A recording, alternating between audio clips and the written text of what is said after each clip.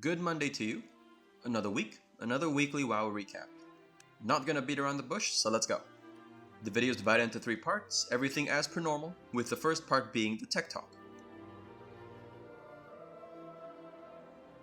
I'll first start with everyone's favorite dungeon, Shadowmoon Burial Grounds. SBG is already a fairly easy dungeon, but it could be easier. This technique makes the dungeon fairly shorter due to combining 2 packs that previously took quite a while to kill individually. Additionally, pulling it this way also gives you a bit of extra count, because normally these extra little baby spiders disappear once you kill the boss. Before the third boss, Bone Maw, there are 2 worms on the bridge that you need to kill. These worms have a fair amount of health to chew through, so they take quite a while to kill. As a demon hunted tank, after the group has stabilized so their healths are not crazy low and they're ready to tank for a while, I run ahead and double jump around the barrier. I then mark one of the spiders for my DPS to interrupt, and I focus a spider to interrupt myself. I then pull this pack to the second worm. While on the way to the party, the spiders will cast their necrotic burst. But if the party is far enough, no one will be affected. What this does is it basically combines the 2 packs and makes the dungeon pretty quick. I've had success with this technique in 3 chesting all the way up to 18s, even when the group isn't super geared.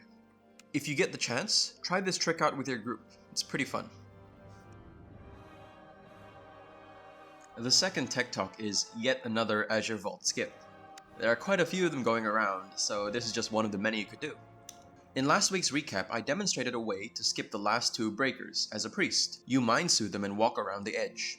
Well, it may happen that you don't have a priest in your party. This trick is actually still possible. So to do it, have everyone stand fairly behind to avoid drawing aggro. The tank will then take the 2 breakers and pull them over to the left of the door. The tank will hold them there, and the rest of the party will walk over to the book and take it to the other side. As a demon hunter tank, I leap over to the book, shadow meld, and press the book before the breakers reset their position. This way, everyone can get through easy peasy. If your tank doesn't have shadow meld, the tank will just have to die and get mass rezzed by the healer on the other side. You do lose a small amount of time from this death, but skipping the breakers is absolutely worth it. You only really need to do this skip if you went to kill the frogs earlier, as there is another skip you can do from boss 2 to boss 3 that jumps past this entirely. And finally, for the last tech talk, this last trick isn't very noteworthy, but I needed 3 for the week. So, this one's about Algethar Academy's tree boss, specifically the trash you have to fight before the boss. While doing a fairly disastrous Algethar Academy run the other day, which I do plan on uploading in a few days, I had to improvise the route because of a failed invis skip. I used a trick I learned from Magildy. Among the trash before the tree boss are 2 packs of Skitterflies. These flies actually hit quite hard, increasingly so as the pull progresses due to their stacking and rage. On some weeks and runs where you don't have a soothe, it may be beneficial to skip some of these Skitterflies. If played right, you only have to pull one of these Skitterfly packs. Kill one of them, and the other trash. Then when the boss spawns, you pull him away from the other patrol. If you position correctly, the Skitterflies will not join the fight, and you won't have to kill them at all, and can continue to the last boss without having to worry about them at all. Yeah, it's definitely not groundbreaking, but it's something neat for your runs. Oh, and as a bonus tip, for the boss, when the branch dies and heals everyone in a circle around it, it also heals the boss. It usually isn't worth the trouble for the tank, but I suppose the tank could try to pull the boss out of the heal circle to reduce damage needed. But the heal isn't very significant, and repositioning at the wrong time could cause more problems than it solves, so use it with caution.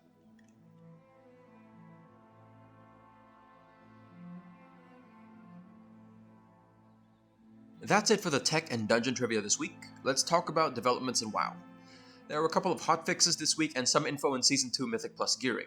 First, and probably most relevant, are a few planned nerfs for a few classes in the upcoming reset. Frost DK, all Hunter specs, and all Warlock specs are getting a nerf, each to varying degrees. After the recent 10.07 changes, Warlocks in particular have really been shining. Of course, a part of that is due to a bug that caused them to gain a 5% haste and damage done increase. But even after that was hotfixed, Warlocks still dominate the DPS scene, and just look strong overall. I'm not sure the Hunter nerfs were entirely warranted, but I don't play Hunter myself so I can't say for sure.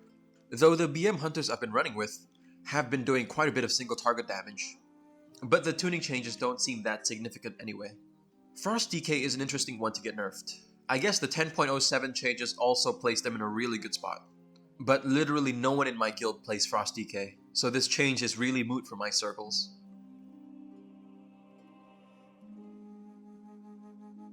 Second is the Primordial Stones. What a clown fiesta has been. It was undertuned for weeks before release, and once released they made so many tuning changes. 4 sets according to Wowhead. That's crazy, but after all that, these stones are now fairly competitive on all classes, with potentially a few exceptions. I have the ring on all my tunes and it really does quite a bit of damage. It's particularly impactful on low-geared characters and utility roles such as tanks and healers. For example, my 390 Enhanced Shaman. The ring accounts for 10% of my overall DPS. Sure, you could chalk it up to unfamiliarity with the class, so the ring may be overperforming because of that. But it is still really powerful. Among the stones, my personal findings have not differed from the community consensus. On all but one of my tunes, I run the 3 following stones: the Storm Infused Stone, the Desirous Bloodstone, and the Prophetic Twilight Stone. This is because the Desirous Bloodstone is considered a healing effect, so it triggers the Storm Infused through the Prophetic Twilight Stone, and vice versa. Based on my testing, the Storm Infused is a beast in AoE and only slightly falls behind in single target to the Freezing Ice Stone.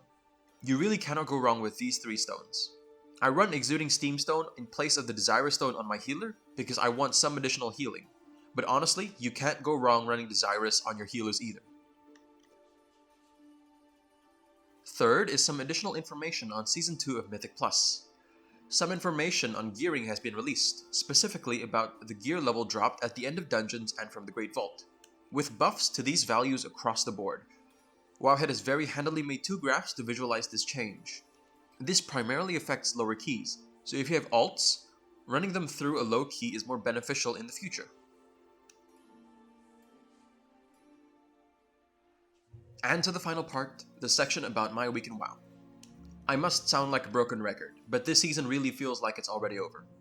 I'm not sure why that is, maybe because gearing just felt so fast. This week, me and a few of the usual guildies have been messing around, running undergeared alts through early teens keys, with more success in some than others. But it's really fun just messing around with alts. Also did a few keys on my main tunes, Priest and Demon Hunter, timing a few 20s and picking up a few portals I was missing. Fairly relaxed and easygoing. But this week we got a new zone, the Forbidden Reach. I actually really enjoyed the new zone quite a bit. It has a whole bunch of bosses that drop a whole bunch of currency that you can use to interact with the new vault. Not to be mistaken with the Great Vault. This vault is the primary way we get these Primordial Stones and the consumables to level them up.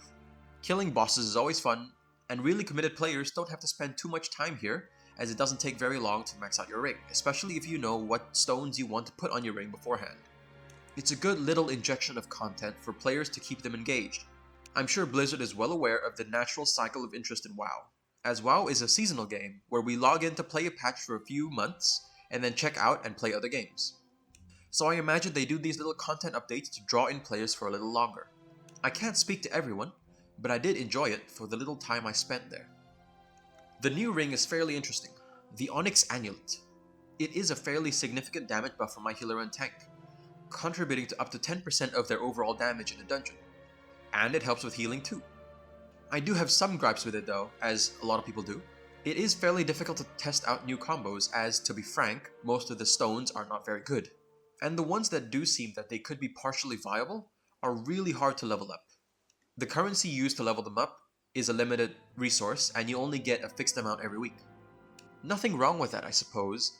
The meta doesn't have to be figured out immediately, especially in an evolving game like WoW. Those are just some of my thoughts on the things that happened the past week. But this week I'd like to discuss Holy versus Disciplined Priest. If you've watched my weekly recaps, you may have heard me mention that I absolutely love the idea of Disc Priest. So this might be slightly biased in favor of Disc Priest. When you think of Holy Priest, the first thing you'd normally think of is probably Pocket Healer, Easy Healer, Healbot. And that is kind of all Holy has to offer. Very little in proactive healing and mostly reactive healing, with their ability to heal basically boiling down to spamming flash heal and heal on the party. Of course, this reactive healing playstyle can resonate with many players. What better fun is there than topping up health pools? But at some point you may find it lacking, especially because Holy DPS isn't the best at doing damage. I think Holy Priest serves as a good introduction to healing, as Bear Druid is a good introduction to tanking. The fundamentals are there, and the way you heal is direct and straight to the point. You cannot miss it. Not to sound all high and mighty from my Discipline Tower, but Discipline Priest's execution of several healer tasks is definitely better than Holy Priest's. Disc prioritizes prevention rather than cure, reducing damage through Power Word Shield, Rapture, Barrier, and Pain Suppression. But Disc also has strong healing capabilities through Atonement, as Disc heals the party for a portion of the damage they do. And that's probably Discipline's biggest strength. They do so much more damage, especially compared to other healers. Not only does Disc bring a lot of damage to the table through their ability set, but they also provide Power Infusion, granting a DPS player a huge haste buff every 2 minutes.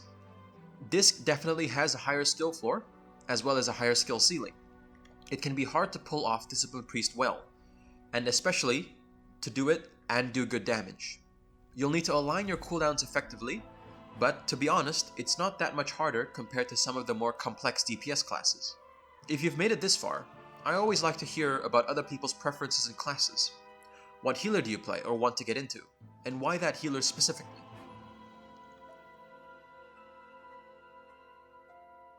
That's all for this week. Thanks for staying till the end, and I hope you had a nice week too. Next week's affixes are Tyrannical, Sanguine, and Explosive.